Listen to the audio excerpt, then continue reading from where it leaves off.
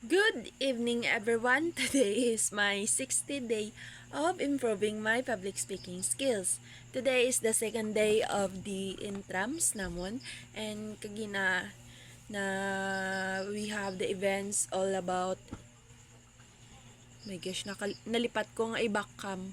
Kaya nagsako ko nga daan nga manugalas 10 na, tapos 9:59 ako nag-video. Dapat before 9, like mga 9:20 ako dapat ma-start.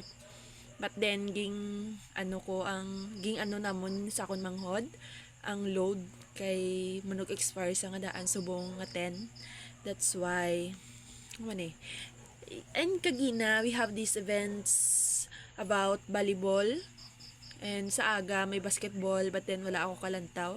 Pero may volleyball, table tennis, hindi table tennis, badminton gali, and then about naman sa visual arts ang atong cultural events bala for visual arts. Kagina nakadto ko sa eskwelahan to gather the result, and it was really successful.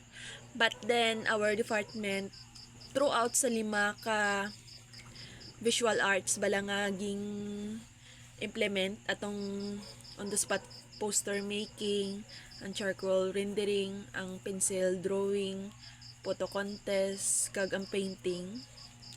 Out sa 5 nga ina, isa lang ang nadaogan sa among department, which is second place siya sa on the spot poster making, but ang the rest is wala git. It was really kind of disappointing man, not just for today's intrams but to the last year intrams, kay throughout sa mga naging event in relation sa sang kapsumain permi gidya kulilat almost kulilat ang CM when it comes sa sports. Ang nagapangunaya mostly is ang SIAT. Ang SIAT yung civil engineering, architecture, etc. And then ang gasunod sa ila is ang BIT and COED. Amo na silang pinakagrabe mag-prepare when it comes sa mga intrams. Yes. But still we are proud man kay naka second place ang amon nga representative sa on the spot with poster making. Kagina nagkadto lang ko to solely para magmoto, to the point nga nalipat ako mag-attendance. Pusagid ko sini kay yan ako lang nabalaan niya atong attendance gali para sa intrams is ihatag ato siya sa amon mga professor. Kay mo to subong nga second day wala ako naka-attendance, wala na gani ko ka-attendance ginasang aga, wala pa sapon. And buwas aga naman ko, aga gid ko buwas kay ang another event in the relation sa visual arts nga nakatoka sa akon is agam umpisa, which is sa conference room namon. Amo ni siya ang dramatic play. Medyo excited gani ko kay the best maningadaan kag first time ko makalantaw throughout sa 3 years ko sa college, kay wala ko katilongan ang lantaw sang dramatic play. It's all about basketball kag mostly volleyball lang, pero pag about sa mga muna sa visual arts, sa dramatic play wala gid. So excited ko bas. I'm together with my friend. Aga kami was before 8 dapat ara na ko to. Okay, pero maka-attendance man ko as well as makalantaw on time. And yeah, tani half day lang ko boss. Hopefully wala sang masyado nga event. And that's all for my personal life. After that, nagpuli ko. But before ko nagpuli, nagbakal ko sang iskinol. Grabe, malmahal. Malmahal ang VAT. Ang tax. Hamak mo sa isa ka product, ang ilaiban sa kon, ang ilaiban per person is 12% sang VAT. Medyo natingala lang ko kay dako-dako gid grabe gid yang iban sang tax. Dako siya para sa kon. Tapos ano pag ganito. Tapos amo na bala mo diri sa Pilipinas kay mostly nga nakikita kong mga VAT sa iban nga sa iban nga bansa mga 5%, 2% lang, pero diri sa Pilipinas just ko 12%. Grabe ka pesos. Why na lang nila polo ay mahal. Yeah, that's all for my personal life. And what we are going to discuss today is all about in relation sa The Walking Dead nga akong gilantaw.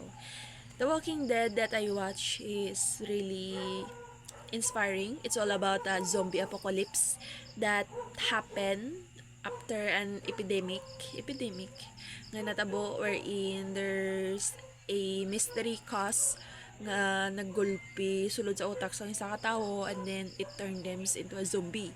It also can be referred to a virus that can be transmitted through physical contact such as bite.